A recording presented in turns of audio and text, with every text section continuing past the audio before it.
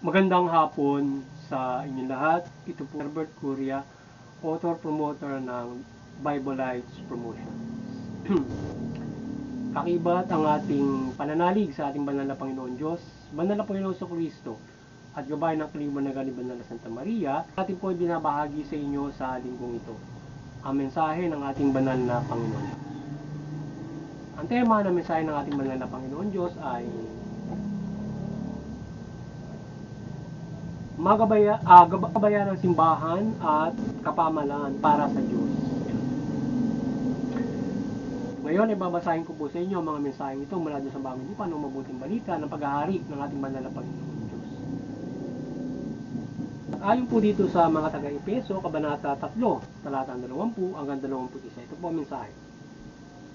Sa Diyos na makagagawa ng higit sa kaysa lahat ng maaari nating hilingin at isipin, pagitan ng kanyang kapangyarihan na naghahari sa atin, sumasa kanya ang kapurihan sa pamamagitan ng Iglesia ni Kristo Jesus magpakailanman. Patuloy po natin sa mga taga-Epeso, Kabanata 1, talatang 20 hanggang 23. Ito po ang mensahe. Kaya nasa ilalim ng kapangyarihan ni Kristo ang lahat ng paghahari, kapamalaan, kapangyarihan at pamunuan. Higit ang kanyang pangalan kaysa lahat ng pangalan, hindi lamang sa panahon ito, kundi ipinailalim ng Diyos sa kapangyarihan ni Kristo ang lahat ng bagay, at siya ang ginawang ulo ng Iglesia. Ito ang katawan ni Kristo, ang kapuspusan niya na mupuspos sa lahat. Patuloy po natin kay Apostol San Juan, Kabanata 14, talatang 6. Ito po ang mensahe.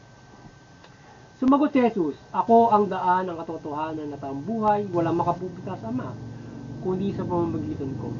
Patuloy po natin sa mga Kabanata 13, talatang 6. Ito po ang mensahe. Ang bawat tao ay pasakop sa mga pinuno ng pamahalaan, sapagkat walang pamahalang hindi mula sa Diyos, at ang mga pamahalang umiiral ay itinatag ng Diyos. Patuloy po natin sa kay Apostol Tito, Kabanata 3, talatang 1 hanggang 2. Ito po ang mensahe. Paalalahanan mo silang pasakop sa mga pinuno at mga may kapangyarihan. Sundin ang mga ito at maging sa paggawa ng mabuti. Pagbawalan mo silang magsalita ng masama kaniluman. Kailangan sila ay maging maunawain, mahinahon at maigibigin sa kapayapaan. Ito po ang mensahe at salita ng ating banal na Panginoon Diyos sa ating mabuting balita dito sa Bible Lights Promotions. Ating mo pasalamatan ng ating banal na Panginoon Diyos. Maraming salamat sa ating banal na Panginoon Diyos, at ngayon ay paliliwanag ko po sa inyo ang mga mensahe tungkol na magabayan ng simbahan at kapamalaan para sa Diyos. Nais pong ibapatid sa atin ng ating banal na Panginoon Diyos na tayong lahat, tayo ay magpagabay at dapat magabayan tayo ng ating simbahan at kapamalaan. Sapagkat itong dalawang institusyon na ito, mula doon sa simbahan na itinatag ng ating Panginoon si Kristo,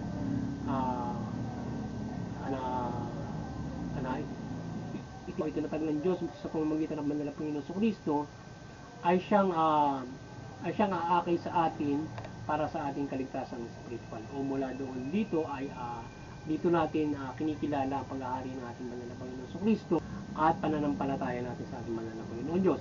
Yun naman sa kapamalaan ay ito ay ginawa rin ng Diyos para tayo ay gabay naman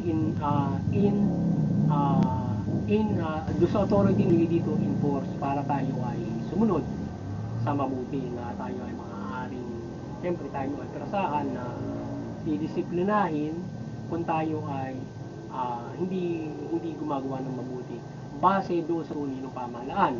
Ngayon doon sa tuntunin at saka doon sa aral na binibigay naman ng at mabuting balita o ng ating simbahan o ng Panginoon Diyos, na ginagabay din na tayo ay susunod nga diyan sa pamahalaan na yan. Alawa, yung tayo ay yung mabuting balita ay ito nga ay iniaaral ng ating simbahan. So simbahan ang simbahan ay kung saan siyempre ang pagtalaga ng Panginoon sa Kristo. So nabuhay ng simbahan, siya ang pinakang unang saserdote para Santo Papa no. Siya yung ulo ng simbahan. So kaya sinasabing katawan niya yung simbahan, ibig sabihin tayo yung composition, tayo yung bahan. tayo ng mga inilagay niya diyan. So, tayo ang simbahan na kung saan yan ay iba't ibang ating iba't ibang pagpapala sa atin para tayo makaisa doon sa simbahan. Diba, propeta, ngaral ka, ikaw yung tagapakinig, ikaw ang tagatulong, mga ganon. Diyan tayo nakukumpos sa simbahan. So ngayon ay dapat ay paitingin natin yung simbahan at magabayan natin yung pangkalahatan ng isa sa pamamagitan ng pag-ibayo ng mabuting balita o yung inihaga ng ating banal na Panginoon Jesucristo. At sa pamamagitan ng simbahan ay nagagabayan niya yung lahat ng tao at dito natin napapapurihan, dito tayo nakapananalangin kapag ibayo ng sama-samang pananampalataya sa ating banal na Panginoon Diyos. At mula dito tayo ay ating dito tayo nag-develop o nagpapalawak ng ating pananampalataya hanggang sa tayo at ito ay gawin natin sa ating pang-araw-araw na pamumuhay at sa pamamagitan nito ay nakasusunod tayo sa ating pamahalaan. So yan ang nais ng ating banal na Panginoon Diyos. At kung dapat natin tandaan, maging nasa pamahalaan na yung bawat mga kapamahalaan, bawat mga bansa, tayong lahat ay nasa ilalim ng kapangyarihan ng ating banal na Panginoon Diyos. Kaya yung mga kapamahalaan, kayo ay kaibigan ng Diyos ng kapangyarihan, pero kayo ay inyong dapat na kilalanin ng ating pamahalaan, ang ating banal na Panginoon Diyos, at iyang pamahalaan, mga pamahalaan na yan ay darating yung panahon, yan ay pinalalim ng Panginoon Diyos sa Panginoong Jesucristo. Ito ay kanyang paghaharian sa takdang panahon. Gayunman sa government is a universal for everyone, so dapat yung pamahalaan ay ito ng mabuti bilang gabay ng ating banal na Panginoon Diyos na itinalaga kayo dyan o gumawa ng pamahalaan. So generally ay yung pamahalaan ay ito ay pamahalaanan nito ng mabuti yung lahat. At tayo mamaya bilang tagasunod ng ating banal na Panginoon Diyos ay pinasusunod niya rin tayo sa pamahalaan. So kaya na sinasabi niya na tayo ay tanda natin kumanda tayo sa paggawa ng mabuti, wala rin sa pagsunod natin sa pamahalaan na ginagawa ng pamahalaan, na kung saan yung pamahalaan din naman ay uma-adapt syempre doon sa tuntunin ng gabay ng ating banal na Panginoon Diyos. Almost kasi yung kaya lang may mga pamahalaan na syempre nati-check mo yung batas, yung kanilang panuntunan, pamamalakad na ito ay may mga kapamahalaan na dapat gabayan talaga sila doon sa mga pamamahala na ginagawa nila ng gabayan ng ating gabayan ng Diyos mula sa mabuting balita. At yan ang ating ginagawa na ang ating pamahalaan ay may tuloy din natin ginagabayan upang ito ay mamahala ng mabuti para ito ay matuwid sa kanilang pamamahala mula sa mga bullshit. At yung mga pagpapatupad na ginagawa nito. Yan. Na ito ay dapat ito ay matuwid at ito ay hindi ito sumasalungat sa ating banal na Panginoon Diyos. Yan. At kaya tayo ay dapat ay papasakop din sa ating kapamahalaan. But generally, tayo ay dapat ay may pananampalataya sa Diyos sa lahat. Tayo ay papailalim sa banal na Diyos, pamamahala ng ating paghahari ng Panginoon sa mga Panginoon Jesucristo. Yung mga pamahalaan, yan dapat ay mamamahala at ginagabayan nyo sa mabuti yung mga tao against doon sa mga pasaway na hindi na persahan para tayo ay makapanampalataya sa Diyos. Kaya ang ginagawa ng Panginoon Jesucristo, tayo ay pinaghaharian ng Panginoon Jesucristo para sa pananampalataya natin sa Panginoon Diyos mula sa kanyang paghahari.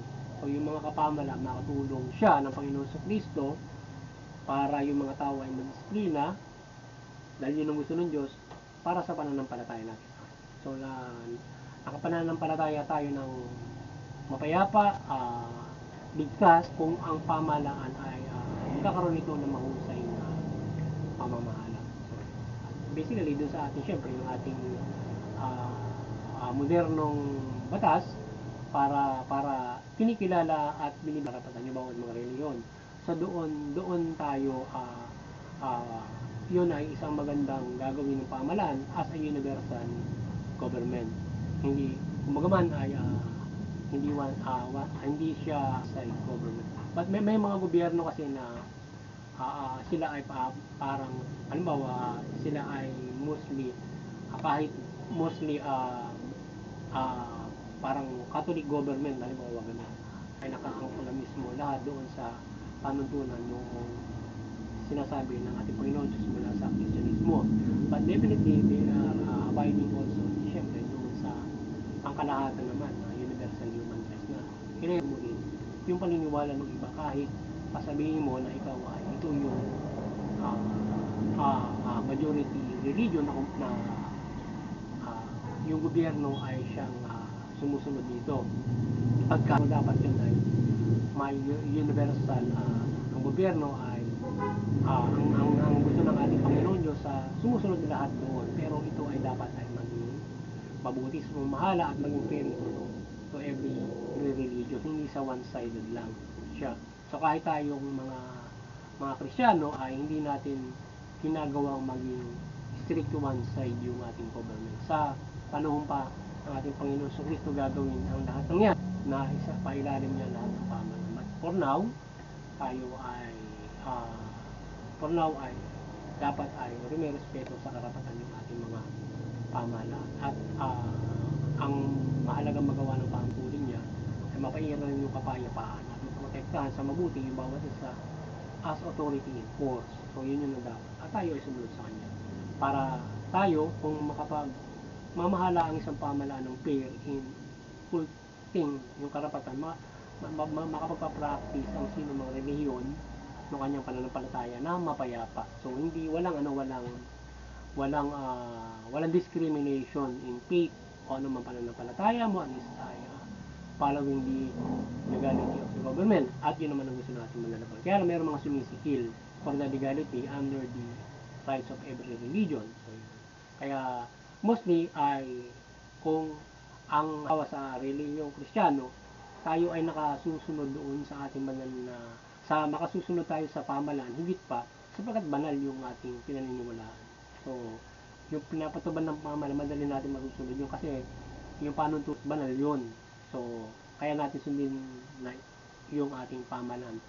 Bagamat may mga panuntunan yung pamahalaan na nakalalabag doon sa pananiwala halimbawa ng Kristiyano.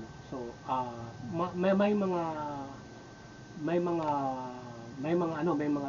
batas na pwede mo namang hindi sundin na hindi mo naman nilalabag yung kapamahalaan. Halimbawa, kagaya noong abortion, ganun. So yung abortion halimbawa ay hindi pinapayagan ng bahan yun kasi buhay ang gusto ng Diyos. So ngayon ay kapag yun ay pinatutupad ng pamahalaan, tayo mga naniniwalang Kristiyano, bilang paniniwala natin, hindi tayo ma-adapt ng abortion. Patupad pa ng pamahalaan. Ngayon, doon sa mga iba, legal ka, pwede ka mag-abort. Pero as a government, pero ngayon sa Pilipinas hindi pa pwede, kasi ibang bansa maaaring gano'n. So sa mga Kristiyano, ay i-adapt yun. Hindi man natin sundin yun, wala tayong nilalabag doon sa pamahalaan. But definitely, kung gagawin mo yun, legal yun. So, pero hindi natin susundin yun. Ganon, dahil kasi yun ay nakalalabag doon sa panuntun, sa gusto ng Panginoon. At ginagabay natin yung pamahalaan.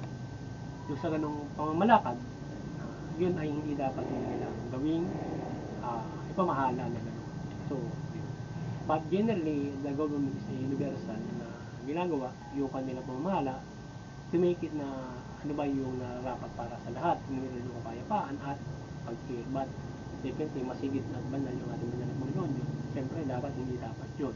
So kaya lang siyempre minsan yung ganyan dahil sa panawagan ng ibang mayorya na mga tao na hindi naman Kristiyano pa. So nagpapatupad yung batas, but for them, not for the Christian, halimbawa.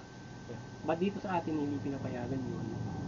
Ganon. Kasi nga yun ay labag sa ating paniniwalang Kristiyano. Kaya tayong mayorya Kristiyano, hindi maipapasa sa Kongreso yun, halimbawa sa Senado, kasi tututulan ng tao yun. So kaya nangyayari kapag demokrasya, mayorya, yun ang nagiging legal, di ba? So halimbawa, divorce. So hindi natin mapayagan yung divorce kasi aayaw din ng ating Diyos yun. So ngayon, hindi yun naipapasa kasi the majority of the people, even the Congress, ayaw din doon. Kaya para maipasa ang mga batas na yan, di ba?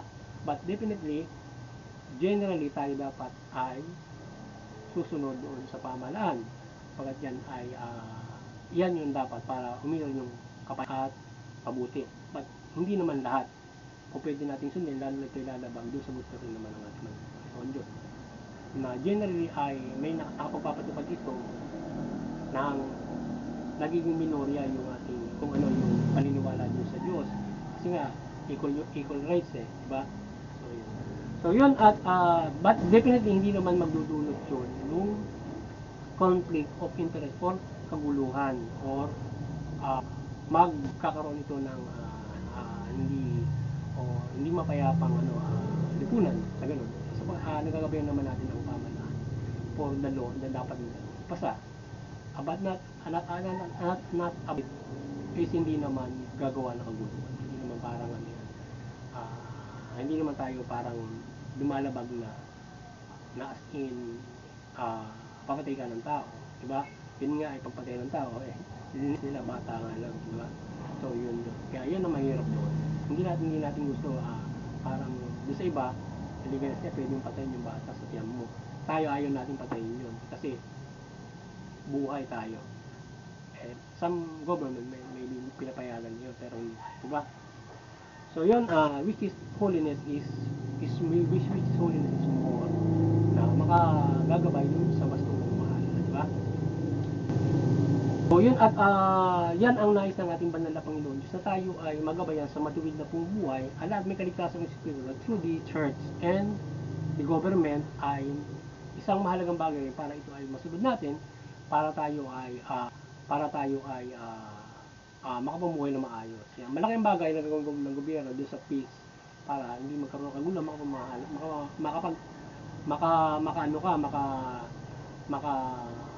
makapanampalataya. Pero ngayon, doon nga sa binigyan natin example for how to abide in that ay umiibabaw pa rin yung ating holiness.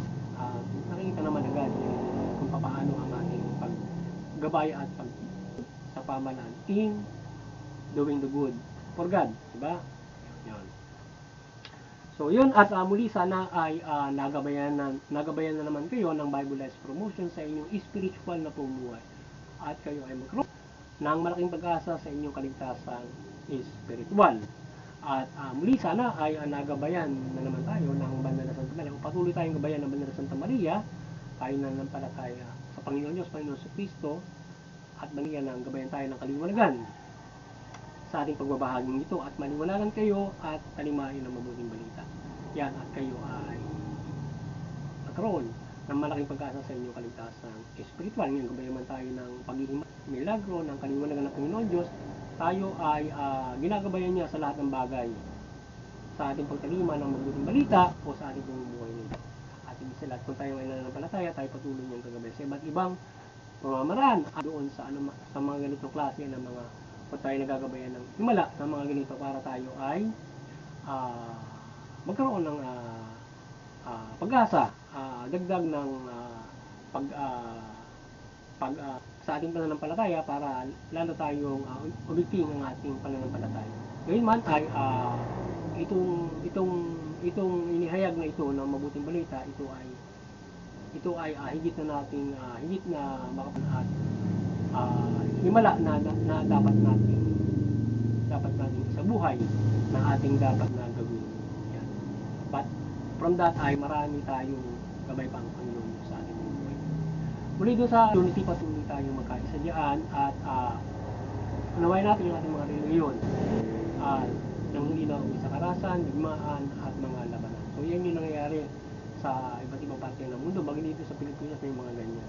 So nga yung iba't ibang mga reliyon, maging tayo mga sa Kristyanismo, yung ibang mga reliyon, sobra-sobra magtalo, di ba? So iwasan yung mga ganung klase na mga kahit maliit mula sa kahit maliit sigalutan na nauwi doon sa karahasan at yung iba mga digmaan o extremity o extreme mga ganun.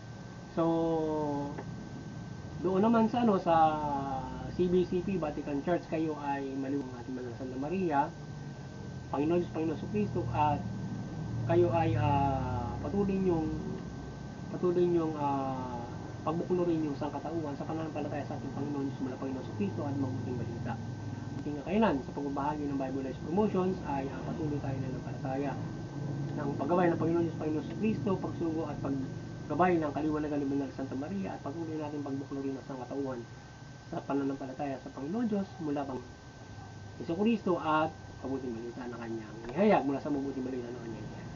Doon sa mga kapamalaan, maliwanagan kayo ng Banal na Santa Maria at mamahala kayo ng mabuting matuwid, makatarungan. Tugunin niyo yung karapatang mandao. At ang lahat ay magabayan sa pagsunod sa ating pamalaan. So magandang hapon sa inyo lahat at God bless you all.